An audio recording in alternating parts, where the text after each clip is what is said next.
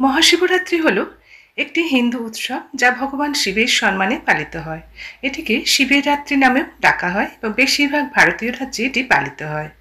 প্রতি বছর এই উৎসবটি ফাল্গুন মাসের অমাবস্যার 14 তারিখে পড়ে, যা ইংরেজি ক্যালেন্ডার অনুসারে মার্চ এবং ফেব্রুয়ারি মাসের সাথে সঙ্গতিপূর্ণ। ভক্তরা দিনরাত উপবাস করেন এবং ভগবান শিবের ধর্মীয় উপাসনা করা হয়।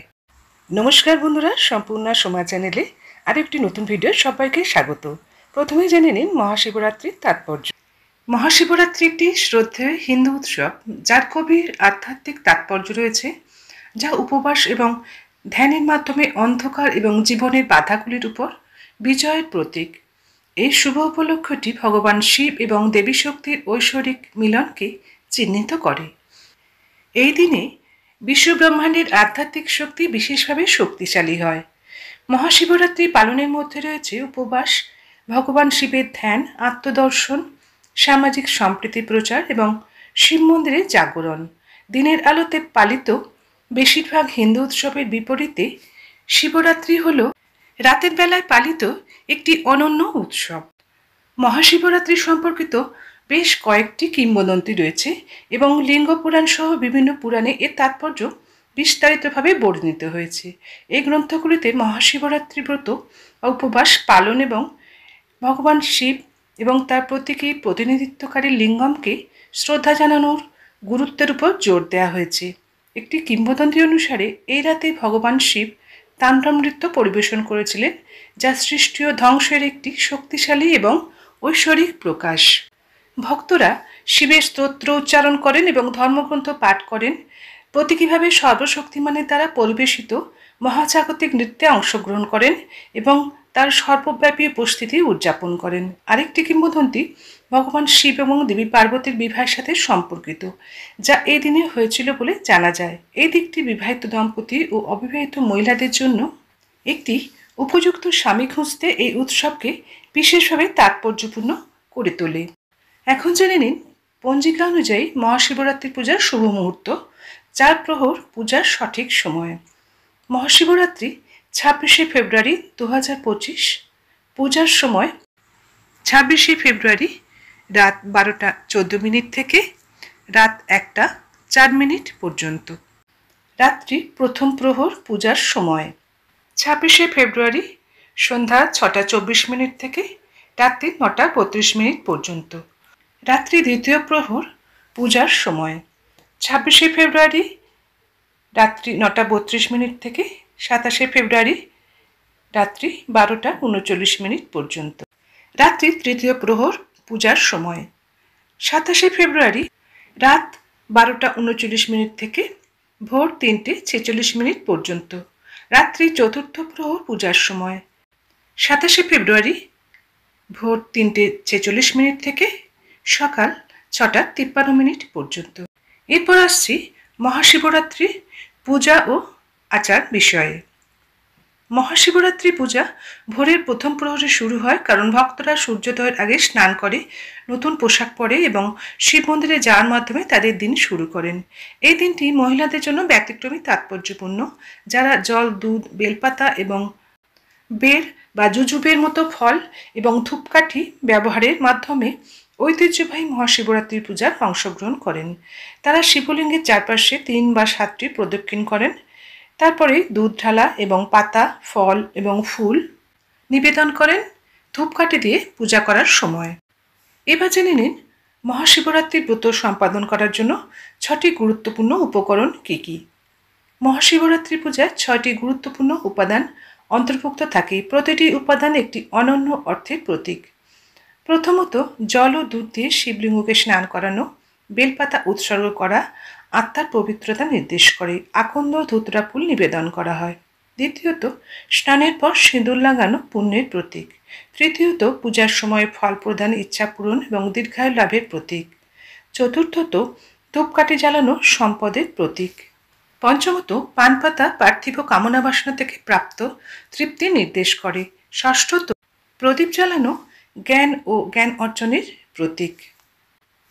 এই উৎসবের অন্যতম প্রধান উপাদান হল শিব মন্দিরে রাতব্যাপী জাগরণ, যার ফলে ভক্তরা জাগরণের আয়োজন করে। ফলস্বরূপ মহাশিবরাত্রি রাতে মন্দিরগুলি ওম নমঃ শিবায় মন্ত্রে প্রতিধ্বনিত হয়, যখন পুরুষ ও মহিলারা ভগবান শিবের সম্মানে ভক্তিমূলক গান গায়। মহাশিবরাত্রি ব্রত বিষয়ে কিংবদন্তি। মহাশিবরাত্রি কিংবদন্তিতে পরিপূর্ণ এবং সবচেয়ে বিখ্যাত হল দেবী পার্বতীর কঠোর তপস্যার গল্প, যা তিনি ভগবান শিবকে স্বামী হিসেবে লাভ করেছিলেন। পৌরাণিক কাহিনী অনুসারে তার অটল নিষ্ঠার কারণে ফাল্গুন মাসে কৃষ্ণপক্ষের চতুর্দশ তিথিতে ভগবান শিব এবং পার্বতী বিবাহ বন্ধনে আবদ্ধ হন। মহাশিবরাত্রি এত গুরুত্বপূর্ণ এবং মঙ্গলজনক হওয়ার মূল কারণ হল এটি। গরুড় পুরাণে এই দিনের তাৎপর্য তুলে ধরা হয়েছে।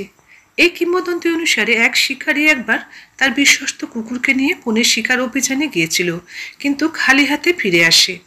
ক্লান্ত ও ক্ষুধার্ত অবস্থায় সে একটি পুকুরের ধারে বিশ্রাম নেয়, যেখানে সে একটি বিল্ল গাছের নিচে একটি শিবলিঙ্গ দেখতে পায়। বিশ্রামের জন্য সে গাছ থেকে কিছু পাতা ছিঁড়ে ফেলে এবং ঘটনাক্রমে কয়েকটি শিবলিঙ্গের উপর তা পড়ে যায়। তার পা পরিষ্কার করার জন্য পুকুর থেকে জল ছিটিয়ে দেয়। এই কর্মগুলি করার সময় তার একটি তীর তার হাত থেকে পড়ে যায়, যার ফলে তিনি শিবলিঙ্গের সামনে প্রণাম করতে বাধ্য হন। অনিচ্ছাকৃতভাবে তিনি শিবরাত্রির দিন শিব পূজার সম্পূর্ণ প্রক্রিয়া সম্পন্ন করেছিলেন। তার মৃত্যুর পর যখন ভগবান যমের দূতরা তার আত্মা গ্রহণ করতে আসেন, তখন ভগবান শিবের পরিজনদের মধ্য থেকে স্বর্গীয় দেবতারা তাকে রক্ষা করার জন্য উপস্থিত হন। এখন জেনে নিন মহাশিবরাত্রি ব্রত কিভাবে পালন করবেন।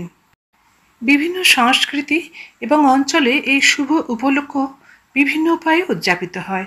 তামিলনাড়ু রাজ্যে দিনটি আন্নামালা মন্দিরে পালন করা হয়। ভগবান শিব ভক্তরা পাহাড়ের চূড়া অবস্থিত শিবের মন্দিরের চারপাশে খালি পায়ে 14 কিলোমিটার হাঁটার সময় গিরিপালাম বা গিরি প্রদক্ষিণায় অংশগ্রহণ করেন। মান্ডি শহরে মান্ডি মেলা অনুষ্ঠিত হয়, যেখানে সারা ভারত থেকে ভক্তরা আসেন। বিশ্বাস করা হয় যে এই দিনে প্রায় 200 জন হিন্দু দেবদেবী মান্ডিতে সমবেত হন।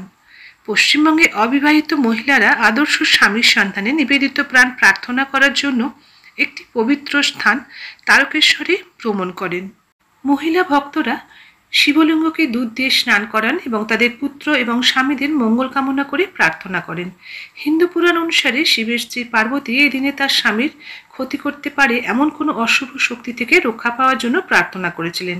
সেই থেকে মহাশিবরাত্রি মহিলাদের জন্য একটি শুভ দিন হিসাবে বিবেচিত হয়। ভোরে ভক্তরা গঙ্গা বা অন্য কোনো পবিত্র জলাশয়ে স্নান করেন। সূর্য, শিব এবং বিষ্ণুর পূজার মতো একটি শুদ্ধিকরণ অনুষ্ঠান পালন করা হয়। স্নানের পর ভক্তরা পরিষ্কার পোশাক পরে এবং শিবলিঙ্গে জল ঢালার জন্য মন্দিরে জলের পাত্র নিয়ে যান। ভক্তরা মালা এবং ফুল দিয়ে লিঙ্গ সাজিয়ে থাকেন। ফল এবং ধূপকাঠিও নিবেদন করা হয়। শিবের প্রতি এই সমস্ত অঙ্গভঙ্গি বিশ্বকে সমস্ত মন্দ থেকে রক্ষা করার জন্য এবং মানবতার মঙ্গলের জন্য করা হয়। যারা মহাশিবরাত্রির ব্রত সম্পন্ন করতে চান, তারা কিভাবে উপবাস পালন করবেন সেই নিয়মগুলি এখন জেনে নিন। শিবপুরাণ অনুসারে শিবরাত্রি উপবাস অত্যন্ত গুরুত্বপূর্ণ। যে ভক্ত শিবরাত্রি উপবাসে ব্রত গ্রহণ করেন, তাদের দিনরাত উপবাস পালন করা উচিত। শুধুমাত্র ফল খেয়ে উপবাস পালন করা যেতে পারে। সকালে এবং রাতে স্নান করে আপনার উপবাস শুরু করা উচিত এবং মন্দিরে অথবা আপনার বাড়িতে ভগবান শিবের কাছে প্রার্থনা করে আপনার সময় ব্যয় করা উচিত। যজ্ঞের মধ্যে যেমন অশ্বমেধ যজ্ঞ, তীর্থের মধ্যে যেমন গঙ্গা, তেমনি পুরাণ অনুযায়ী ব্রতের মধ্যে শ্রেষ্ঠ হল শিব চতুর্দশীর ব্রত। তাই শিবরাত্রির ব্রত পালন করলে ধর্ম, অর্থ, কাম, মোক্ষ এই চতুর্বিধ ফল লাভ হয়। ভিডিওটি আজ এখানে শেষ করছি। সমাপ্ত। ধন্যবাদ।